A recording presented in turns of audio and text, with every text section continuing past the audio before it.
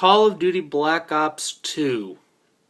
I'm waking up at early in the morning, and I know my hair's all fucked up. I look fucked up, but I wanted to get this out as fast as I could before it's kind of too late.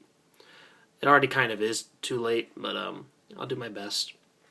So, where do I start with this one? Call of Duty does this thing where it's great, it's bad, great, it's bad, great, it's bad.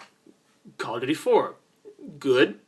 Board Out War, dumb. Modern Warfare 2, good. Black Ops, good.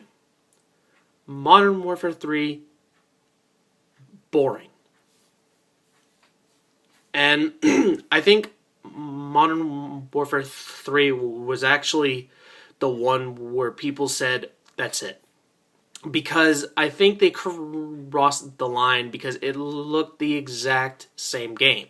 Like, they didn't change anything. Yeah, they added a couple guns, but whoop-de-fucking-do, you know? They wanted something more. They wanted something new, but they didn't. It was just a copy and paste game. So they lost a lot of fans with that. Now we get to Black Ops 2. And this is the third Treyarch Call of Duty game. And I gotta say, Call of Duty is finally fun again. I dug the hell out of this game. Is it perfect? No. Far from it. Is it Game of the Year? No. But it's fun enough. It actually takes you back to the Call of Duty 4 days.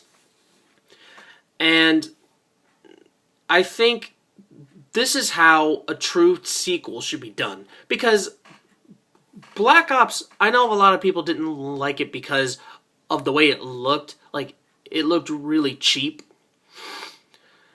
And I agree with that. It looked cheap. But what I liked about it the most was its story and its characters. It actually had a good plot.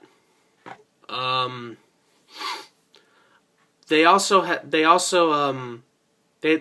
a pretty cool multiplayer thing for parties, like the gun game and the sticks and stones and all that stuff, and that was kind of cool. And it's actually back in this game too. This is a cool, very cool sequel to that, and I should talk about the story a little bit. So the game takes place of like a long time after Black Ops did, where the year is now 2025, I think it is, yeah. And these group of soldiers go into this old folks' home, and they see Woods from the last game. I thought he died. Alright, fuck that. We gotta move on. So, he then starts talking about the Mason character from the last game. And he starts telling stories like how fucked up he was back then and all this stuff, and how Woods got captured in the game, in the game, and how Mason rescued him. So the game actually goes back and forth only a couple times. They go back into the 1980s this time, in the 1980s, and you're basically playing either Mason or Woods. And why are you going back in time? Well, there's this bad guy called, I don't know his first name, but his last name is Menendez. And, of course, you guessed it, he wants to take over the world. And that's basically our plot. It's a Call of Duty story again, but what I like about this one is that it feels different. And I know a Call of Duty game actually feels different. I'm shocked. But it does. And what I like about it is they added this new thing to the story now, which is called strike missions. And basically that's like, what's that thing from Gears of War? Where you build stuff and you do all that stuff. It's really cool. I can't for the life of me remember the name of it right now, but it's kind of like that. It's kind of like that mode in Gears of War 2 and in Gears of War 3. It's very cool. You have like soldiers. You have like these little auto turret tanks. You have these little flying things that go around shoot people. It's kind of cool, and they're basically objective based. You have to complete them in order to beat the mission, of course. And there's only a few of them. I think there's more, but I've only played like 4 of them, and they were really cool missions. They weren't great, but they were still kind of cool and an interesting idea. Probably an interesting idea for like co-op and stuff. So that's kind of neat. The story, I think, is really good in this game, and I think Treyarch has taken the crown away from Infinity Ward and making a Call of Duty game now. Here's why. Whether you love or hate this game, at least Treyarch is coming up with new ideas. Infinity Ward just says, well, we can make the same game over and over again and people will buy it. It's the same story. It's the same setting. Who gives a shit?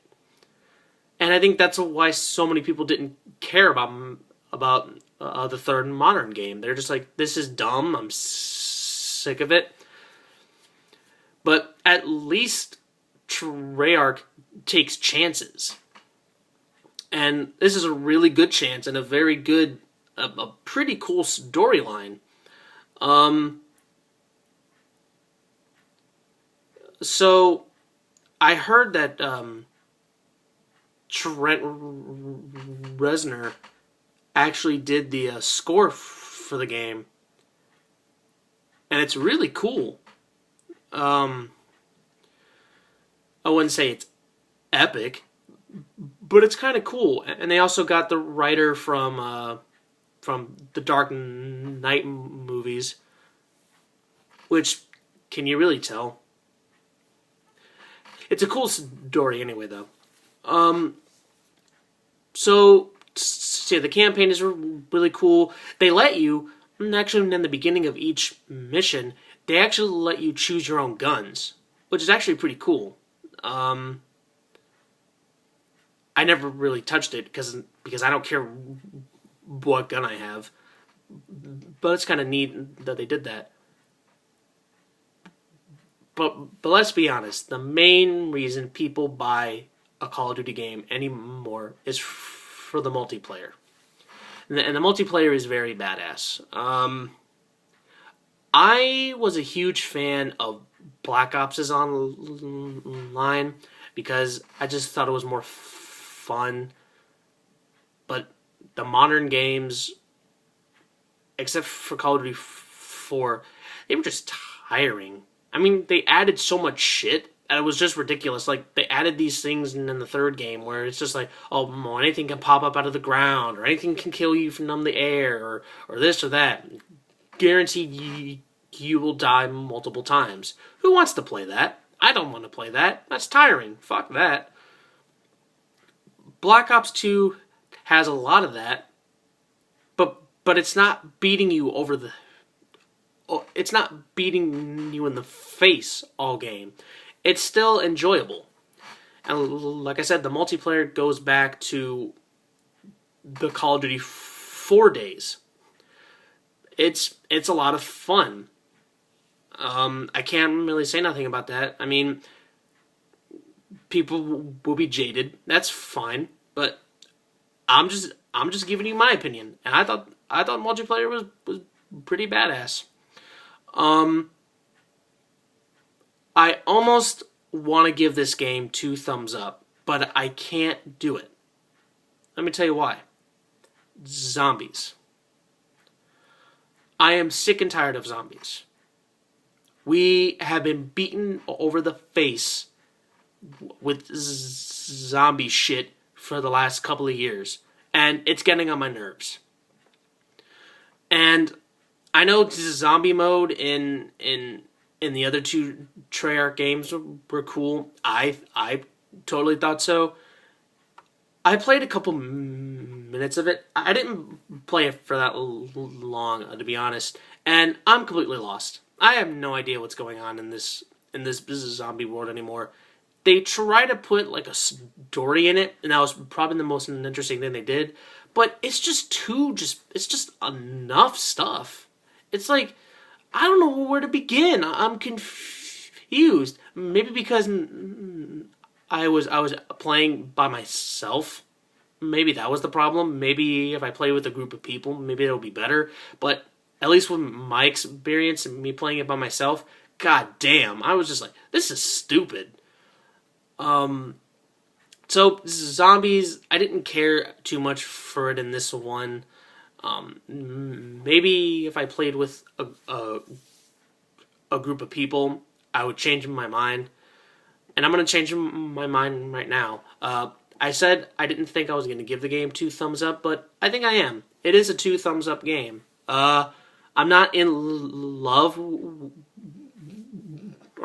with it. I think it's a huge step up for the Call of Duty series. But there's going to be those people who are going to come here and say, oh, Call of Duty doesn't change all the time. You know what? You're right. You're right. It doesn't change. It doesn't change. That's fine. But this one, I saw lots of change. Is the gameplay change? No, of course not. But what more do you want? I want vehicles. They tried that. It was in Call of Duty 3 and in World of War. It sucked. I want, all this other stuff. I want huge maps. No, that's stupid. So, I don't know what more to tell you. I thought the game was really, really cool.